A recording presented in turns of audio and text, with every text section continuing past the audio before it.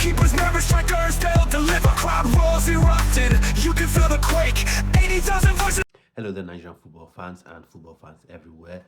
You're welcome to the channel. In today's video, I'll be talking about the amazing Nigerian talent pool and talking about, Nigerian football players, or at least players who are eligible to play for Nigerian Super Eagles that have, for one reason or the other, been unable, to make it into the Nigerian Super Eagles team.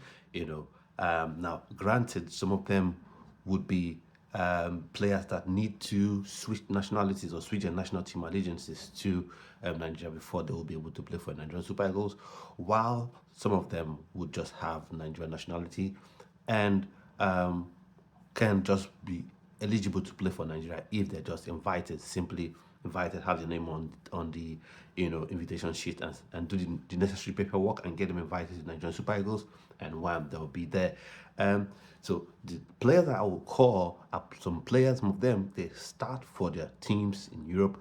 They've been in very good form. That just tells you how deep the Nigerian talent pool is. And for me, there is, for some of them or for most of them on this list, there's no excuse not to have them in the Nigerian Super Eagles setup. So, and the fact they're out now just tells you how deep the talent pool is. And just understand this, the fact that I'm mentioning these 11 players doesn't necessarily mean, they're the only ones that are qualified or are good enough, to make it into the Nigerian Super Eagles. But these are just some who, have been outstanding this season and also have huge potential, huge upside, and can be in the Nigerian Super Eagles for 5, 6, 7, 10 years, from now. So let's dive straight into it. Enough of me just talking about things. Let's go straight into it. Now, first off, I'll start from the attacking lineup. So I'm going with the 4-4-2. That will be the formation I'll be going for the purposes of this video.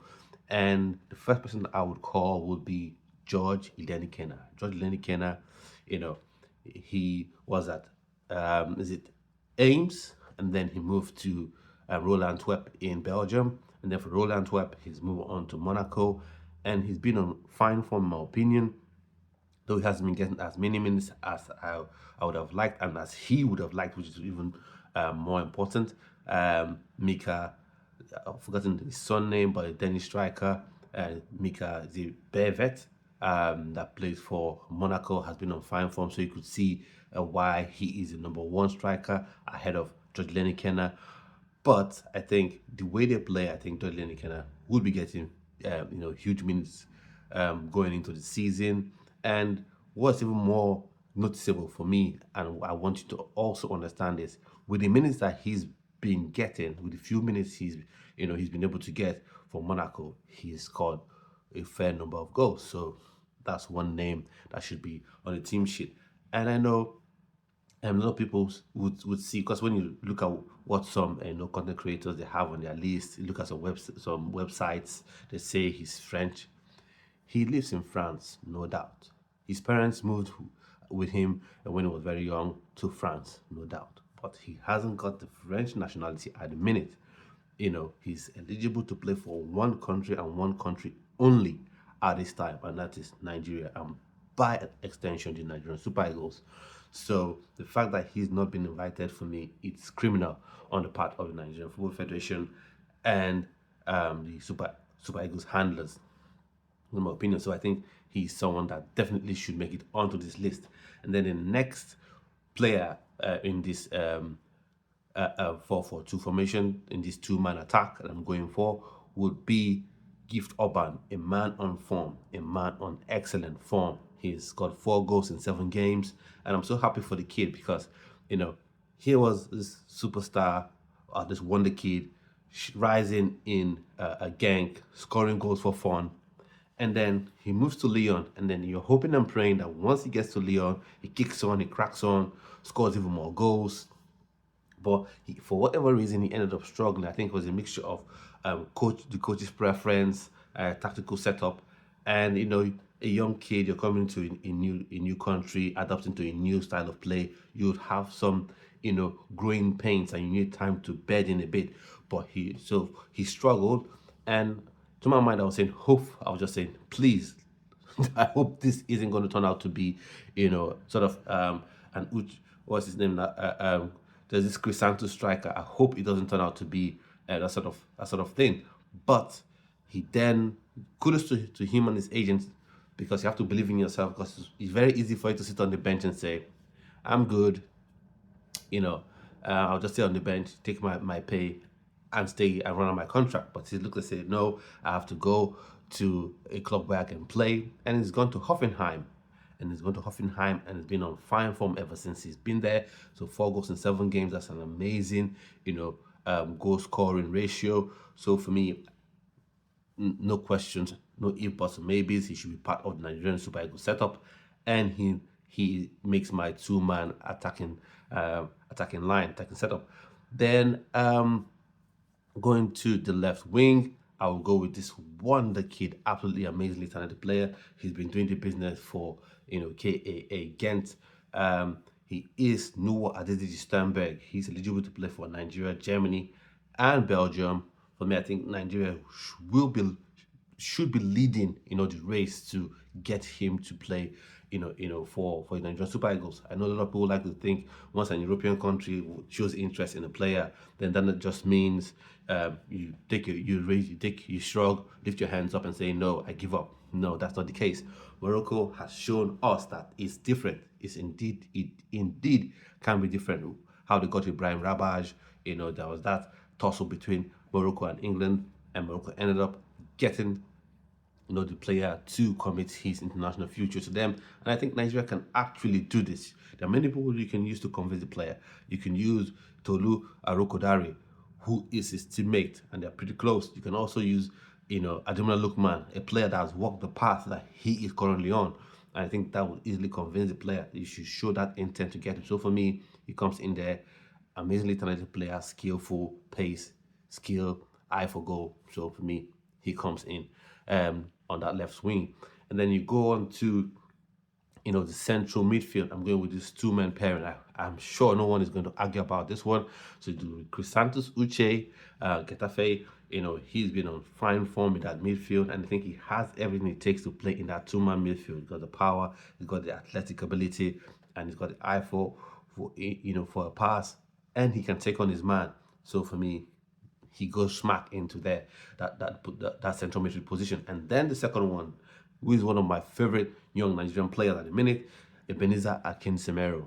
Ebenezer Akinsemero, the way he's able to control the ball, the way he's able to dictate play, and he's kind of like the best of both worlds, because he's physical, he's got the athletic ability, and he can control the ball. His technique on the ball is amazing. So he just goes straight into it. He used to play for Beyond Limits, and then he signed for Inter Milan. Right now, he's on loan from Inter Milan to Sampdoria in Serie B in Italy. So for me, he goes right in there in this unseen XI. And then when you go to the left wing, for me, I'll go with Samuel Edozie. Sam Edozie.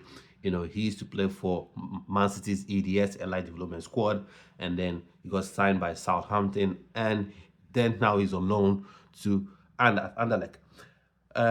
For me, it's a bit strange why a club in the position that Southampton is in at the minute should be or would decide to loan out a player like Samuel Edozie, to any club for that matter. It's one thing if maybe you're a Liverpool, top of the league, riding high. You have a strong squad, so it's difficult for people to break through. Understandable. If you're a Bayern Munich, it's understandable. But when you're a Southampton that's caressing the bottom of the league table, I don't understand why you should be letting go a talented player. In the ilk of Samuel Edozie, because it's someone that can make something happen from nothing. So for me, and he's another one that would need to switch national team allegiances to the Nigerian Super Eagles. And for me, I'm completely open to this because he is quality. He is quality, in my opinion. And I've always said this on this channel: if you've watched this, if you've subscribed to the channel, if you've clicked the notification bell, and you've come on here to see the videos that I put on here, with a live stream or a pre-recorded video, you would know this. I never accept leaving talent on the table. You get the best talent available. You get the best talent that can play for you, as many as possible. So your squad is indeed rich. So if you have an injury, you have someone coming right in, and the level doesn't drop. If you have a suspension, the same thing. If you have people retiring, the same thing. So he comes in there, Samuel Edozie, and then we go into, right now we'll go to the right back position. So right back, we'll be going with um, Michael Kayode. Michael Kayode, he's now with Brentford. He used to be with Fiorentina. He's eligible to play for Italy and the Nigerian Super Eagles. So that's another one you have to approach and talk to as well, because Ola Aina, he's for those of us who remembered when he made his debut, he still looked like is a young kid, but he's, I think, 28, 29, and by the next World Cup he will be bordering on 30. So you have to start thinking for the future. So Michael Kayode for me comes into that right back slot, because he can play right back and he can play right wing back. So he goes in there for me as well. And then talking about the centre back pairing, I've gone with Alessandro Macandelli. His dad is Italian and his mom is Nigerian, so he's eligible from his mom's side to play for Nigerian Super Eagles. That's something that I know a lot of people, which is weird to me, but not completely surprising, will say, "Oh, but his dad is Italian. Why would you want him to play for Nigeria?" I don't care. That's it. I just don't care. If a player has even a drop of Nigerian blood in him and he's good enough, you do your utmost to get him to play for you. I do not care. I don't care. I don't care. As long as he's eligible to play for Nigeria, you get him on board, you get him into the team. He is good enough. He's got a height, he's 6'5", he's very quick, he can read the game. And once again, we're facing the issue of retirement, because William Troost Ekong has told everyone that that this AFCON in Morocco will be his last tournament. Will be his last AFCON. And by implication, it then means that the World Cup, if Nigeria does qualify, will be his last World Cup. And then you don't want to be in a situation where you don't have players available. Because Semi Ajayi, for me, I haven't really rated that. Semi Ajayi, in my opinion, I haven't really rated him as a top central defender. And then he's now beginning to pick up, unfortunately, a series of injuries. So for me, Alessandro Macandelli goes in there. An honorable mention for me is Igor Ogbu.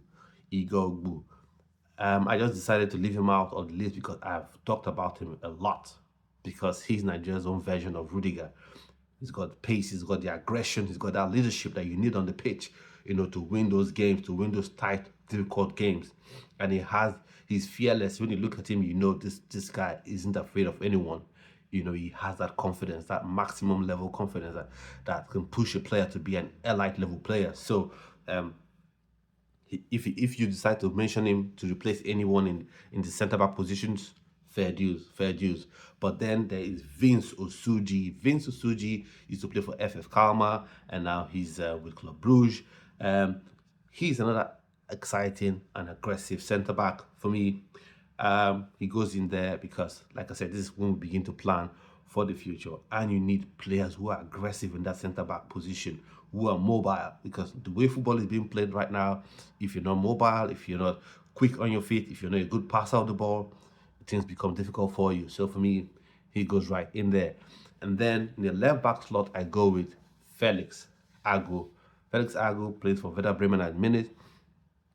He's played for, he is eligible to play for Germany and Nigeria. And once again, for me, if the player has got the talent, if he's got the ability, you go to the player and seek to convince him to play for the Nigerian Super Eagles. There is no excuses. I don't care about, he's played for under 17 for Germany, he's played for under 20 for Germany. No, I don't really care. I don't care.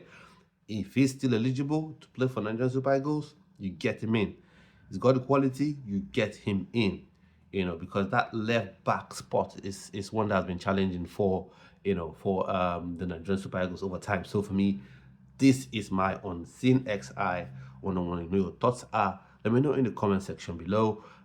If you have a different name for different positions in this squad, let me know. Or you have a completely different squad list to this one, let me know. Even as we ever approach closely, ever so closely to the international break. That's what I want to say. Thanks for watching, thanks for subscribing, thanks for supporting the channel, and I'll see you on yet another video.